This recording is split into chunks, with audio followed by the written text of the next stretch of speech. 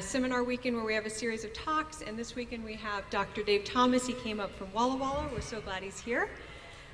He's talking about religion and science, and the big question for this morning that he's covering is religion boon or bane? Basically, has religion been a good thing or a bad thing for humanity over its history? So, big question, and I'm excited to hear him unpack it. Before he gets started, if you'll just bow your heads and we'll have some prayer. Glorious Father, loving Father, thank you for Sabbath, and thank you for this church family, that we can gather together and worship you and grow in you. As I was driving in this morning, I kept thinking about how immensely complex the human mind is and how you've wired us to be curious and to grow and to want to learn, which is such a blessing. Thank you. But then I also thought about how very limited and finite we are, how our earth is but a speck in the cosmos, and we're just one human being, and just then if you factor in time and just how immense the reality is. Very humbling. But then I thought about you and how you're transcendent and the creator of it all. And in the beginning was Logos, was you, and your response to Job at the end of Job. And so this morning, as we dive into some big topics, help us to bring our curiosity and our intelligence and our desire to learn, but help us also to bring our humility so that we may be open to learning from our transcendent God. Amen.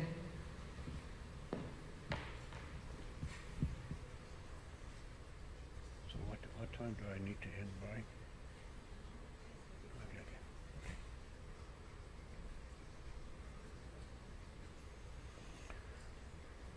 Well, good morning to you all. I'm glad to see you out.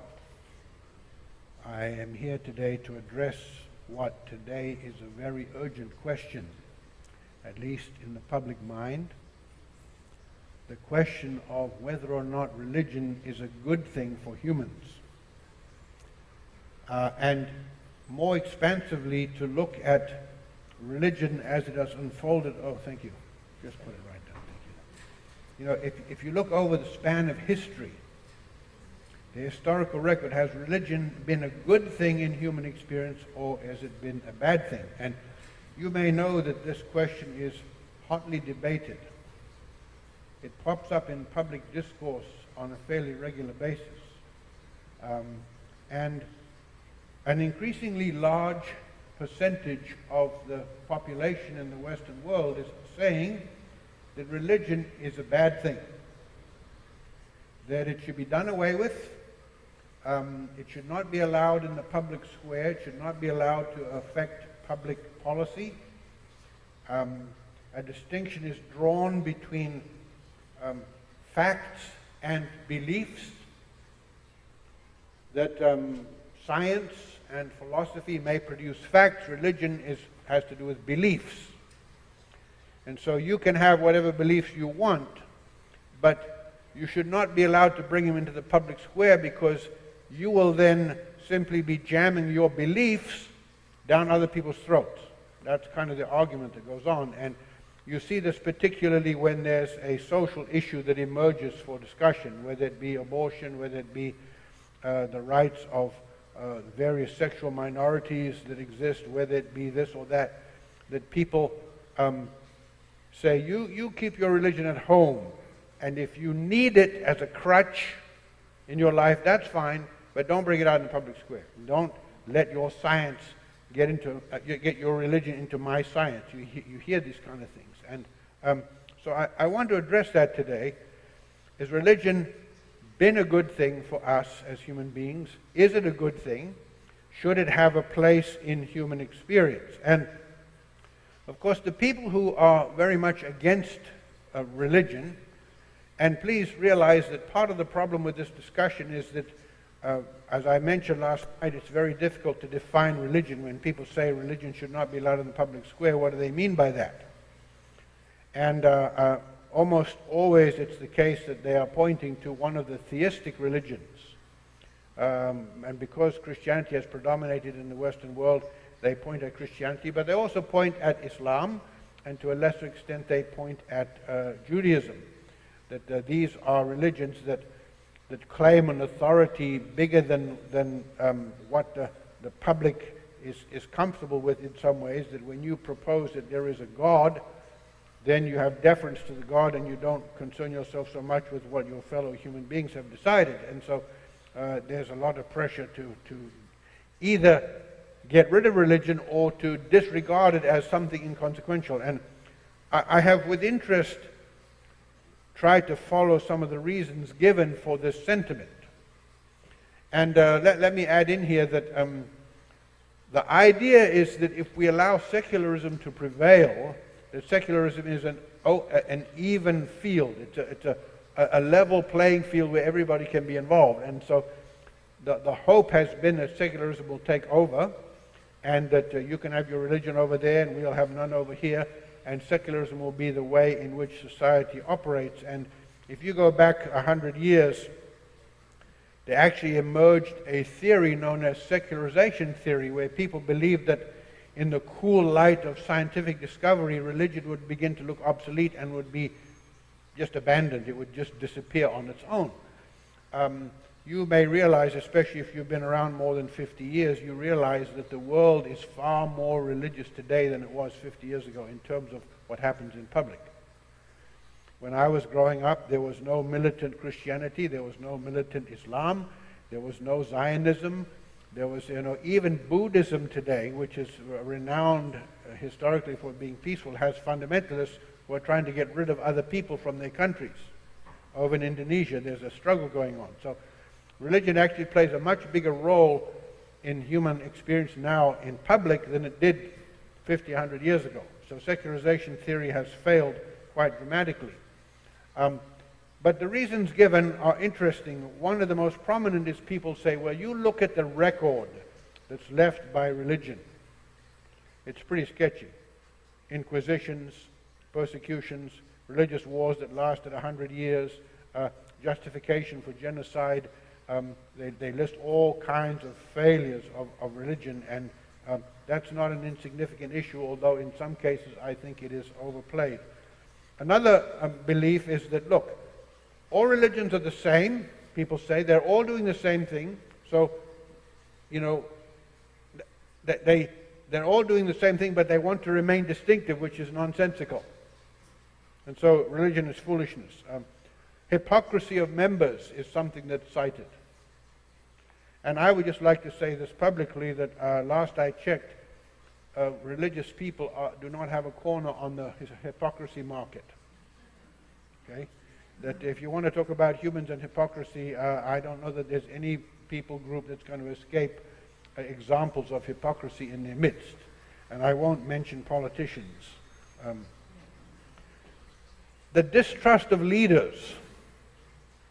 And this to me has been an interesting one, because I've had something of a leadership role in my life in religious organizations. And it's an interesting thing, that is, if people lose confidence in their leaders, you have a rather difficult point of crisis to negotiate. And when they look at the behavior of leaders, the dishonesty of some, the abuse of power, lying, corruption, and so forth, if you look at religious organizations, you find all of those elements attached to leaders in various places. And if you know your Christian history in particular, that there have been times when rich people bought church office. Times when the actions of committees have been subverted by people in power. Not necessarily for money, but for purposes of retaining power. The stories go on and on like this. Some people raise the issue of the alleged unreliability of the founding documents, particularly of Christianity. They say, well, the Bible is really a humanly created thing. That one author I read here argued that the disciples have pulled off the greatest hoax in human history.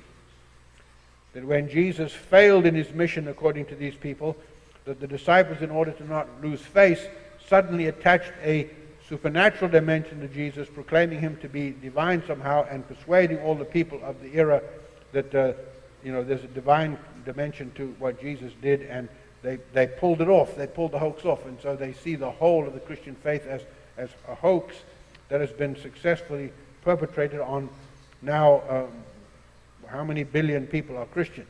See? And they say that the founding documents are really historically created. There's no divine influence going on there. And I want to say to you, as somebody who spent some time looking at the justification for biblical credibility, if the Bible document is not credible, we have nothing from antiquity that's credible. Just for example, I think the writings of Cicero, we have about 9 ancient copies that go back to, I don't remember the year, I know that it's about 900 years from Cicero to the oldest copy. There's a span of 900 years. Okay?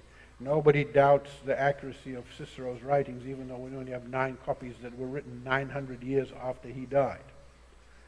If you look at the New Testament, we have about 5,500 manuscripts or portions thereof, and the earliest ones appear to have been written within 35 years or so of the death of the apostles. Okay? And the amount of similarity to them is astonishing. So the credibility of the Bible, I think, to deny that is to deny very powerful historical evidence. Another issue that's raised for the rejection of religion comes from people, certainly in academic settings, saying that your beliefs are not empirically provable. And I will never forget getting a paper from a student some years ago where he was supposed to discuss the difference between Jesus and some other alleged God, and he said the whole issue is moot. He has no interest in that discussion because you cannot prove the supernatural at all, and so the whole religious enterprise, he dismisses it because there's no empirical evidence for it. That's an issue that has to be talked about and thought about, and I would just mention here that we should always keep in mind that empirical evidence is limited to the material cosmos. We have no evidence that it works if there's a supernatural realm. If you try to do an experiment on a miracle, you will discover your efforts fail, because miracles suspend the rules that you're operating by. That's the assumed beginning of it. Another issue people cite is the intransigence and bloating of religious organizations to the point that they appear to be ineffective in terms of mission. And this is something that churches in the Western world need to wrestle with far more than we do. That there are massive bureaucracies attached to Christianity, or almost all kinds in the Western world, that are consuming enormous amounts of resources that could have gone to mission. Okay? And Adventism is not accepted from that. I know there have been discussions for all of my adult life about how we can skinny things down, and they have been unsuccessful. Okay? And if you think you think of all the organized religions in America, they have massive bureaucracies, but what are they doing in terms of mission? And it's a notable thing that the churches that seem to be growing are the ones that are most directly connected to the human needs of society, not the ones that have vast edifices. Okay. Here's one for you: the presence of lots and lots of rules that make life very complicated. Rules that young people feel were made by older people a long time ago and have no relevance for today. And I don't know if I should ask you to think about how many rules are attached to Adventism. Okay? All of them made with good intentions, and I think many of them in their day made sense, but should they all prevail to this day? And I'm not going to get into that one, but you just think about it. And then one more: religions contend against each other, all the while claiming to be right. So every religion claims we are right, those people are wrong. How do you make sense of that? And they all, in the Christian world, they all cite the same document. And so people get tired of the debates that go on and on that seem to be endless, that in their minds cannot be navigated. Those are, I would think, I would call them more trivial reasons. There are some more profound reasons that are much more difficult to address. And one of them, this is particularly an issue with younger people, is the inability or the refusal of Christianity to allow women an equal place in religion. In Adventism, this has been debated for over 40 years. I remember when I was in college on the East Coast, we had 2 young women who signed up to study theology. They were the first 2 in that school to go through theology. And they actually went on to enter into ministry. One of them has become very opposed to women in ministry, and the other one unfortunately took her life at an early age. But I remember the excitement when the Biblical Research Institute at the General Conference announced publicly that there was no theological reason to deny women entrance into ministry. BRI has changed its mind now, and this debate goes on and on and on, and young people especially are tired of this debate and saying it should be a foregone conclusion that women are people and should have access to ministry. That's an issue. Another one that floats around here is the presence of restrictive and perceived universal moral codes that should apply to all people. And we have become so individualistic in the Western world, we think everybody should be able to make rules for themselves, and you should not infringe on them. And so when you start talking about universal moral codes, it becomes very offensive to a lot of people. Why should you tell me how I should live my life? Okay? And so we are in a great rush to become relativistic about moral issues. In fact, the only moral constraint that seems to be allowed in public these days is the one of consent. Did this person consent to behave that way? And if they did, then leave them alone.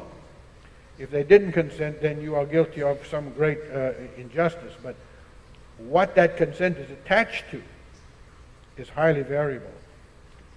And then the last one I'm going to mention, and this one in my mind is the biggest one, and it's the most subtle.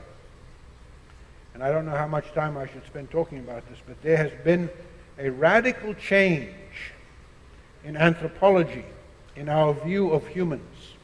Okay? That historically Christianity has seen human beings as noble creatures made in the image of God, but damaged by sin. And the Christian understanding of the damage has been couched in some rather harsh language. We have spoken of people as experiencing total depravity. Now that's a theological phrase, but what does it sound like? If I stand up here and say you're all totally depraved, you suffer from total depravity, it sounds like you've all lost your minds. The theological point of that is to simply say that there is no aspect of human life and experience that is undamaged by sin. That's what the phrase total depravity means, or at least in the beginning. But it sounds very terrible. I like the new phrase, which is sufficient depravity. That there is no aspect of human life and experience that is not damaged by sin. In consequence, Christians have taught you should not trust your instincts and yourself. It's a very dangerous thing to do. If you follow your own inclinations, you will get yourself into a peck of trouble. And the favorite text is the one from Jeremiah 17, where Jeremiah says, the human heart is deceitful and desperately wicked. Who can know it and let alone trust it? And so that's been the prevailing anthropology in the Western world for a long time. But about 100 and some years ago now, 120 years ago, a gentleman named Brown, is it E.O. Brown? I forget his initials, but this gentleman rebelled against that. He said, that's a horrible thing to say about a person, that you are inherently corrupted by something called sin. And he proposed that actually the human problem is not an inherent corruption. He argued that the human self is pristine, that the real you is somehow ensconced in your own inner self. And the problem that humans face is that society and religion and traumatic experiences and your parents' failures and all of that have heaped a lot of junk on your true self. And so there comes a point where you need to authenticate yourself by consulting your inner dimensions and your inner feelings, and you need to go on a journey of self-discovery and then unbridle your true self and come out as a fully authentic human being that we all should rejoice about. And so the shift in anthropology today is that you should not be telling people to distrust their self, but you're telling them that the real self is in there and they need to unbridle that and uncover it so we can see who they really are. Now you realize that those two anthropologies are extremely different. The one says self-discipline, self-abnegation, self-denial, the distrust of your own emotions and sensibilities is the pathway to human thriving. The other one says, no, that's the pathway to repression. You need to be an authentic self. You need to discover who you really are and unfold that to the world. Okay? This, by the way, is where all these alternate ideas about human sexuality and so forth come from, is that I look inside myself and I find who I really am, and then I unbridle myself. And you all should applaud the emergence of the authentic Dave Thomas. Right? So you understand that these two anthropologies are at odds. And more in the Western world, it's the second anthropology that's prevailing. And so if you come along as a Christian and talk about the inherent dangers of trusting the self, you are inveighing against the key component that allows for human authenticity to be seen. And so Christianity is being marginalized because of this particular idea.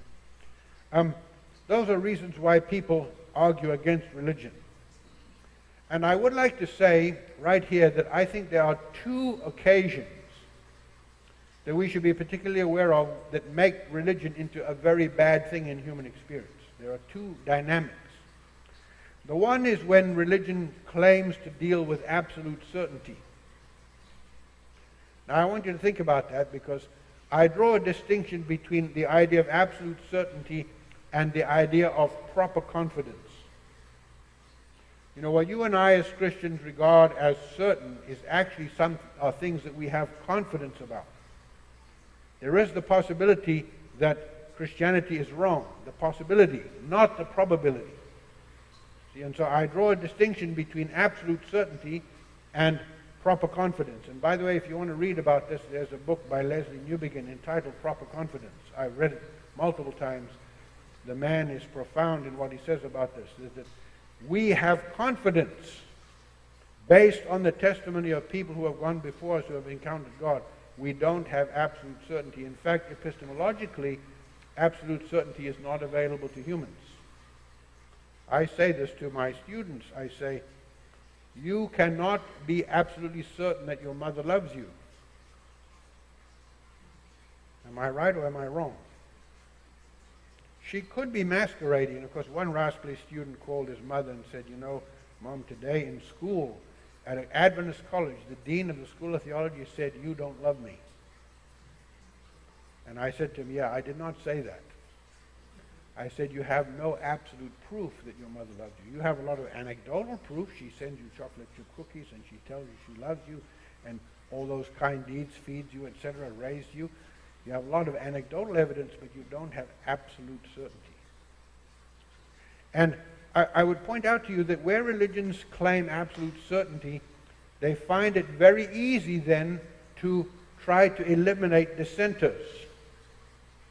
In the Middle Ages, when churches were absolutely certain, that's when they persecuted people. That's when they burned people at the stake. See? And it doesn't matter whether the ideology is theistic or not. I would argue the same is true of communism. They are so persuaded of the rightness that Stalin eliminated how many million people.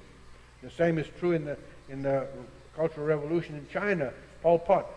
Anytime human beings think that they have achieved absolute certainty, it becomes a very simple thing to get rid of dissenters. And if there happens to be a theistic component, it's very easy to say, well, if God is on my side and you disagree with me, guess what? God's on my side, so who's on yours? You're an agent of the devil. See? And so you either need to be quiet or we need to get rid of you.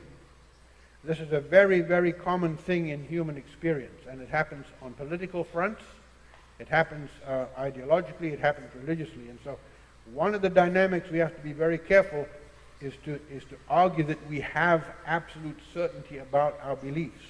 We have proper confidence, folks, but we don't have absolute certainty. Absolute certainty is not available to human beings. If for no other reason than that every thought system, as I mentioned last night, if you were there, that all thought systems begin with assumptions that cannot be proved. And so we cannot have absolute certainty. We can have very high levels of probability, but not absolute certainty. And if you think you have absolute certainty, you become easily dangerous. The second dangerous component or element is when religion manages to get its hands on civil power. Now, when I talk about religion here, I'm not talking about theistic religions. I'm talking about religion in its broadest sense. That religion as I defined it last night, is a system of thought, of belief and action that allows us to link our view of reality to our living. And so any powerful comprehensive ideology, and I use that in a good sense, can function as religion. And religion is a function in human life, that of living out your belief structure. That any time that kind of thing gets its hands on civil power, beware. Because the same thing is going to happen as when an organization has absolute certainty, that those who dissent are going to become pariahs, and that you're going to have to get rid of them somehow. This story is repeated over and over and over again. And of course, tragically, in the Middle Ages, it was the Christian church that had access to civil power. And we know what happened there. Okay? You either subscribe or you're eliminated. And so these are two dynamics that I think we need to be very careful of as religious people, that we put limits on our own selves, that we never declare ourselves to be 100% perfect without doubt, or that we never get our hands on civil power to the point where we get rid of people who dissent. Okay? And I have to tell you, I'm an immigrant to the United States, and one of the things that I have admired about the U.S. is it's one of the few places in human history where individual rights were given preeminence over group rights and governmental rights. You read the Bill of Rights, and the rights of you as an individual are supposed to be regarded as superior to other rights. Okay? It seems to me that that particular idea is under assault right now, if you forgive me making that statement. It seems like that's under assault. Okay? And when that is lost, if it is ever lost, we will have lost a real bit of genius, I think, in the world. So those two things, being absolutely right, confident, and not confident, but assuming that you are entirely correct and that you have civil power, those two things make any ideology bad and dangerous in human history. So let me shift then to the other side of the coin. What does religion do for us?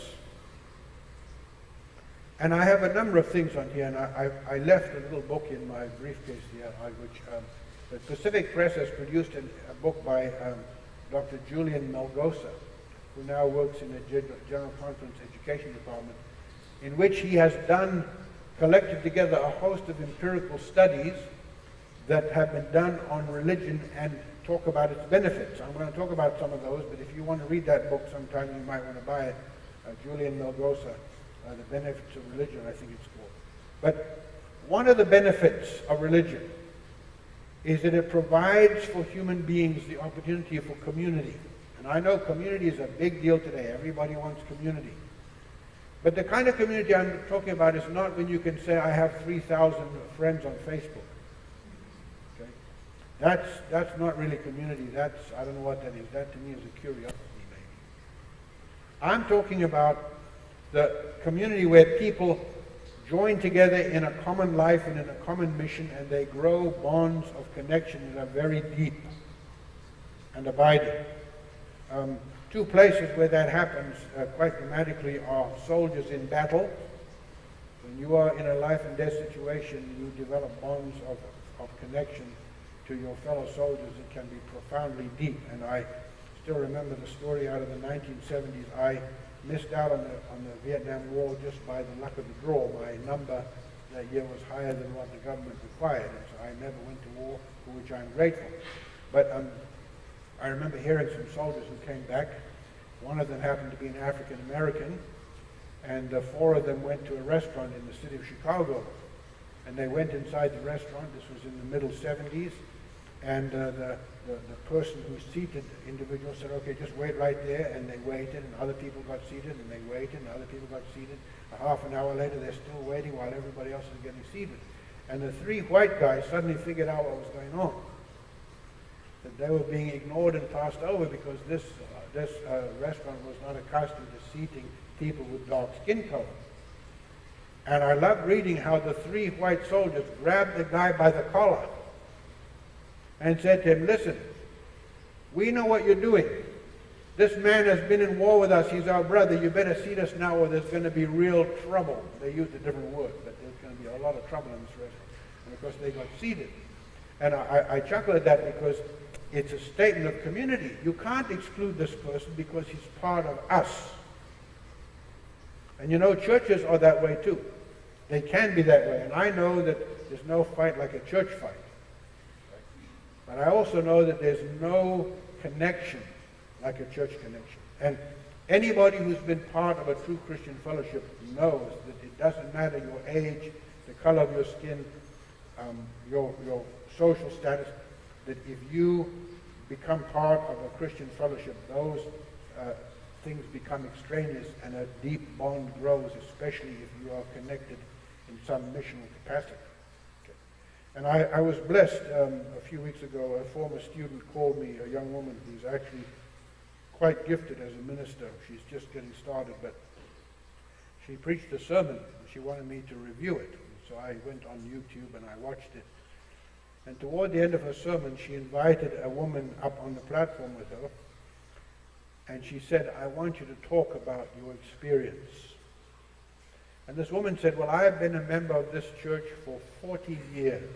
She says, I came here as a young woman, very broken. A marriage had dissolved. And she says, I was a mess. And she says, I remember sitting down here, and she pointed to the front pews, and she named some people. I remember sitting, and you all sat by me, and you cried with me, and you loved me until I'm well. And she says, I have been here now 40 years, and she says, this is my place. A very powerful testimony. I can't repeat it to you verbatim, but I thought to myself, you know, that's the kind of community that we're talking about. And the benefits of being part of a community, of a place of belonging, are enormous. One of the first people I ever baptized was a man named Ken. And he was an engineer, graduated from MIT. He had married a woman who he met bar hopping. The two of them had met up and they got married, and their marriage was kind of tumultuous. And when he became an active Christian, she basically made life hard for him. And I remember watching him one day. I have never seen a man come to church in such a jubilant fashion. He would get out of his car and he would run up the 6 stairs into that little church with a big smile on his face. And if you were within 10 feet, you got hugged. Ken was a man, and he's been there, by the way, he's been the head elder of that church for about 40 years. But I asked him one day, I said, Ken, I've never seen somebody come to church in such a joyous manner. What's the deal? And he said, well, Pastor, he said, let me tell you this. He said, every Sabbath when I leave home, there are angry words. Because my wife says, you know, there you go again off to your silly little church. The lawn needs to be mowed, and there's this and that, and there's always some kind of a ruckus. And he says, I leave my home realizing that the deepest longings of my heart are not understood by the people in my home. But he says, as I drive the 8 miles to work, I begin to think, you know, I'm going to where the people understand and share my deepest ambitions and hopes and dreams. And he says, by the time I get there, he says, I cannot wait to get in this building. That's the kind of fellowship I'm talking about that religion offers us if we nurture it and if we take care of it. Okay? Another thing that religion does is it helps establish identity. And you know, there's a lot of people today who don't know who they are. They struggle with identity, and we look at biological drives and skin color as a way of identifying ourselves. I would like to suggest to you that one of the most profound things that identifies humans is the commitments they make. I use, for an example, the Marines. You know, if you join the Marines, within 6 weeks, what will you know? You will know that you are a Marine. And they have a saying. You know what the saying is? Once a Marine, always a Marine.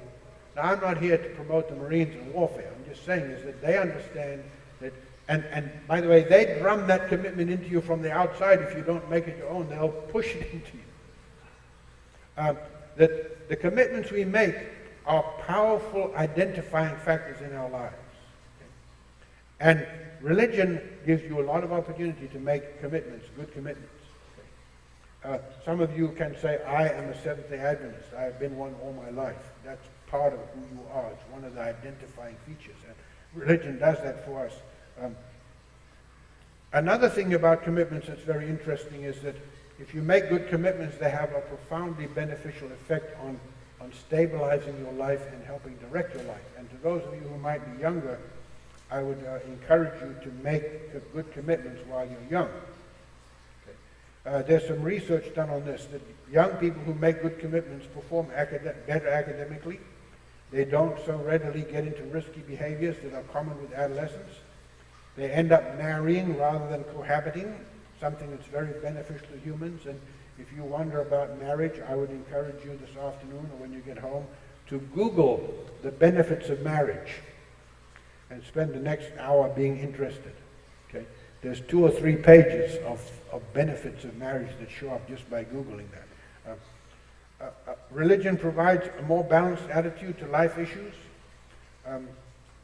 Young people who make religious commitments are less likely to get pregnant out of wedlock, which is a major component in poverty today. And they have a much higher sense of responsibility to their parents. Another benefit that religion produces for us, and this I think is a very significant one, it enhances or it enables resilience, especially in times of difficulty.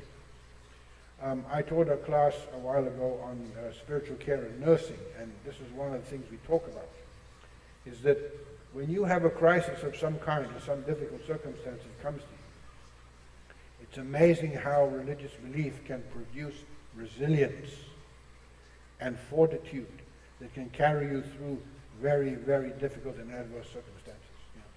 I still remember years ago hearing the testimony of a man at a camp meeting on the East Coast who had spent 12 years in Castro's jails in Cuba. He had been arrested for preaching the gospel. He was incarcerated for 12 years. And he said, I don't want to tell you the terrible things that happened, but some of them involved cattle prods. Those electric shock devices. He said, I was in that prison for 12 years, and he said, the only thing that kept me going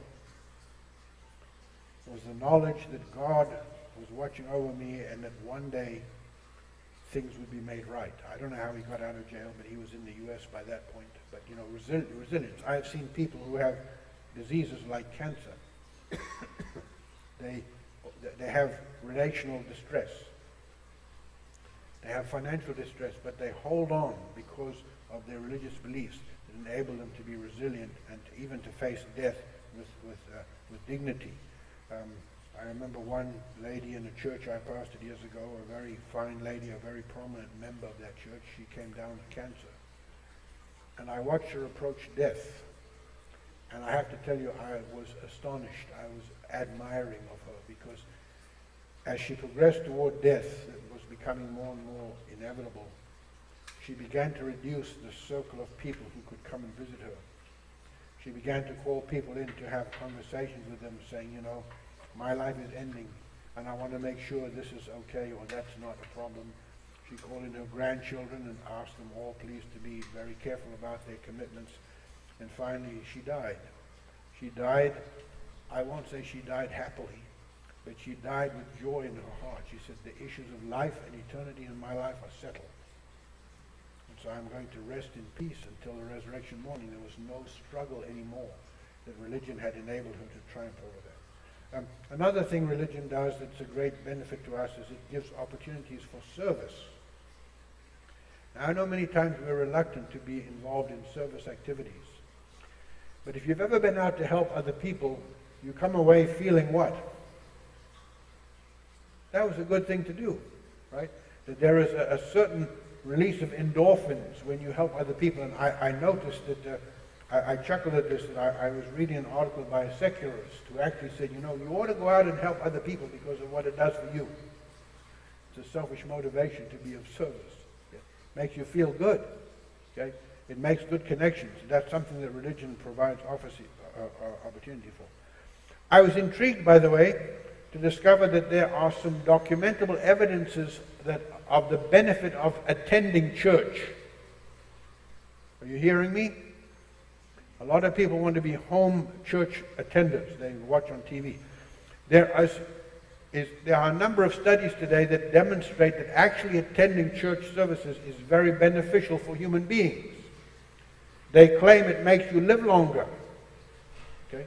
Because of the human interaction, the opportunities for joy, the place of belonging, the relationships that develop, the fact that loneliness gets diminished, the fact that you are encouraged to have high and noble ambitions and expectations, all of these things come from the associating together of going to church. And one of the beneficial things is being able to sing together.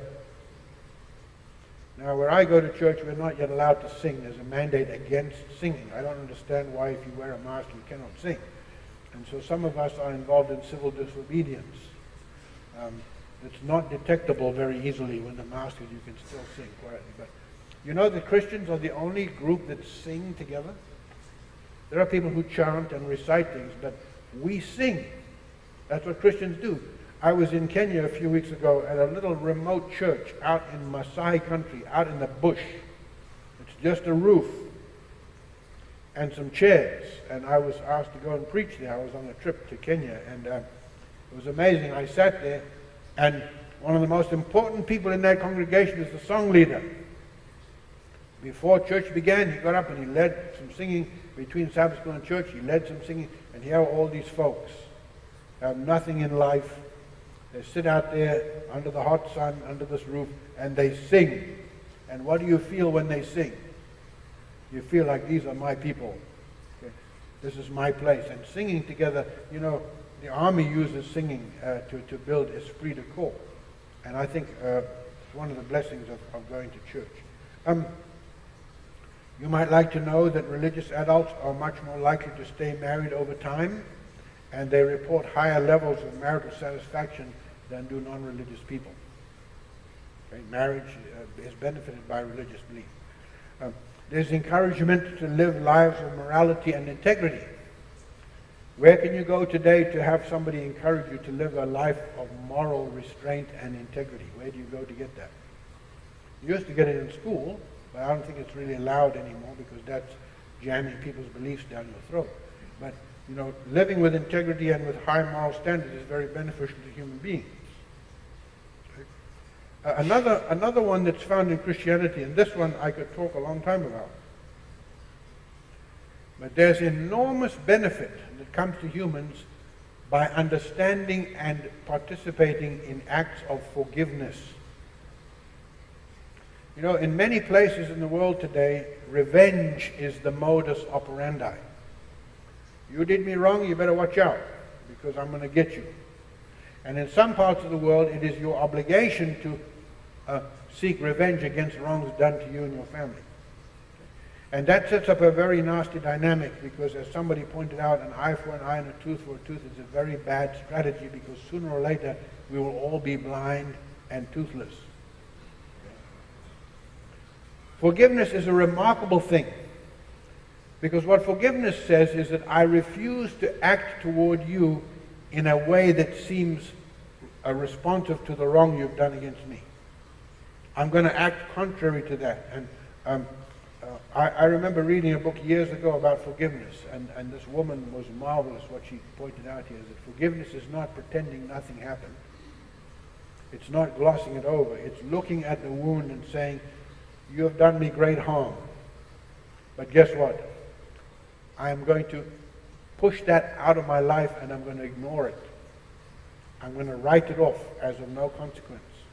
And I'm going to journey with you as a fellow human being. What we forget, folks, is that resentment and revenge eat out the heart of your own self, not the person that you have anger toward. Okay? You know, I remember having somebody tell me once that he had been offended and he'd been carrying a grudge for 2 years against me. And I thought to myself afterwards, I said, well, I'm very sorry about that. I didn't say this to him, but I thought, you know what? I didn't even know you were angry, so I suffered no harm for 2 years while you were angry at me. But what did it do to you? It ate his heart out. He couldn't even talk to me for 2 years. He was angry. I didn't have any stress from that experience. I had sorrow afterwards. But, you know, forgiveness, and there's so many stories about forgiveness, so many of them.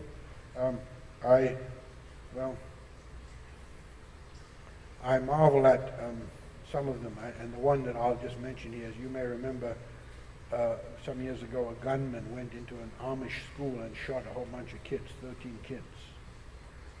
And the elders in the community did two things. They first of all destroyed the building, knocked it down, razed it.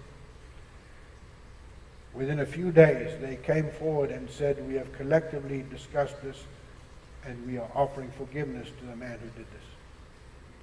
We are not going to bear this as a grudge. We understand it's a tragedy. We forgive him. And they went on their way. Tremendous power in that, folks. There's tremendous power in that, and Christianity invites us to forgive. And in fact, it makes an astonishing statement that if we fail to forgive others, God will not forgive us. Ouch. Ouch. Okay? What else do I want to talk about here? The serenity that comes from reading and meditating.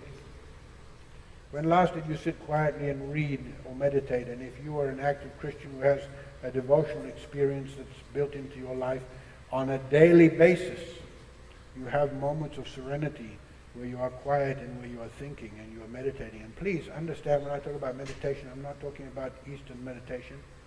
I'm talking about Christian meditation where you think actively about some particular aspect of life or of God. I know in my own life, in my own devotions, meditation has been by far the biggest component.